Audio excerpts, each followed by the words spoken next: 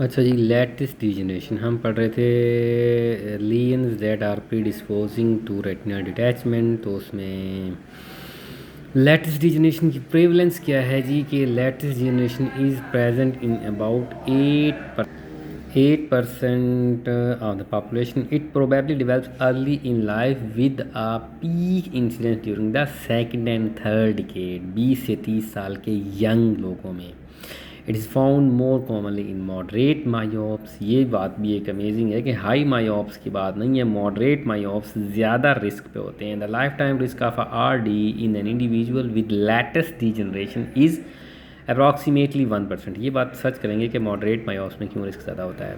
However latest generation is present in about 40% of eyes. वैसे life में risk इसका 1% होता है जिसको लेटेस्ट बना हुआ है, लेकिन जिनमें आरआरडी होती है उनके अंदर 40% आइज में लेटेस्ट बना होता है। In these patient detachment of the retina is cause by the premature PVD and tractional tears. ठीक है ना, प्री मेच्योर पीवीडी और ट्रैक्शनल टीयर जो है वो आपकी ये कराती है। ठीक हो गया।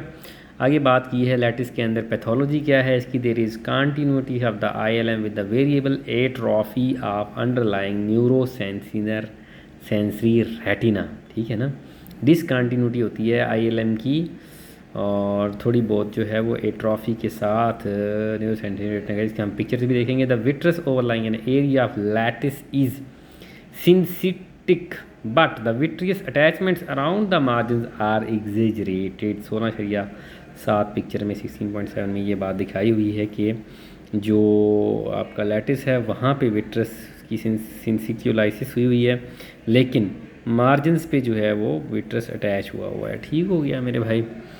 आगे बात की है जी synchitic but syncytiolysis by the vitreous attachment around the margin are exaggerated. Signs क्या हैं इसके lattice is most commonly bilateral. एक आंख में आपको लैटिस मिला है तो दूसरी भी देखो टेम्पोरल। ठीक है ना, और सुपीरियर स्पीरो टेम्पोरल। ठीक है, इसलिए आपने स्पीरो टेम्पोरल लाजमी मायोप्स में देखनी है पेरीफ्री।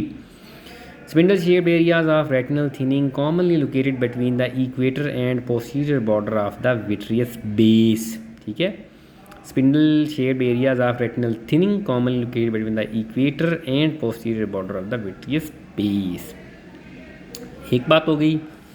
दूसरी बात, sclerosed vessels forming an arborising network of white lines is characteristic. ये स्क्लीरोज्ड वेसल जो आर्बराइजिंग आपका बनाते हैं, ठीक है ना, ये इसकी जो है वो करेक्टरिस्टिक चीज़ है। समलियंस में भी associated with snowflakes remnants of degenerated Muller cells. Snowflakes, ठीक है ना, ये भी हो सकते हैं।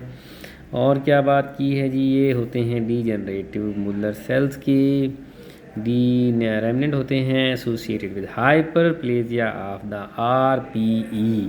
हाइपरप्लेजिया ऑफ द RPE, ये जो ब्लैकिश आपको नज़र आ रहा है सारा मामला।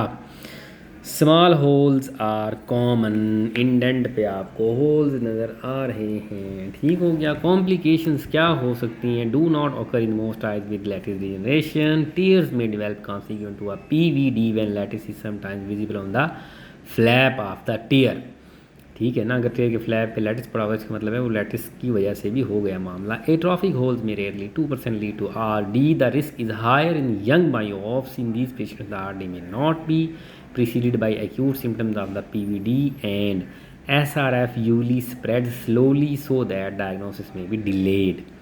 आगे बात की है मैनेजमेंट की। In an asymptomatic patient with lattice degeneration the areas of lattice do not need to be treated prophylactically even if retinal holes are seen। ठीक है, in asymptomatic patient with lattice degeneration the areas of lattice do not need to be treated prophylactically even if retinal holes are seen। However, the patient should be advised of the symptoms of the RD and written information should be provided and associated asymptomatic UTIs should be managed as discussed in this chapter। Prophylactic treatment of lattice and snail tract degeneration is not required as the lifetime risk of retinal detachment secondary to this condition is low। बाद लोग कहते हैं कि lattice पे laser लगा दो lattice के round, लेकिन कैंस्की ने कहा है कि ज़रूरत नहीं है।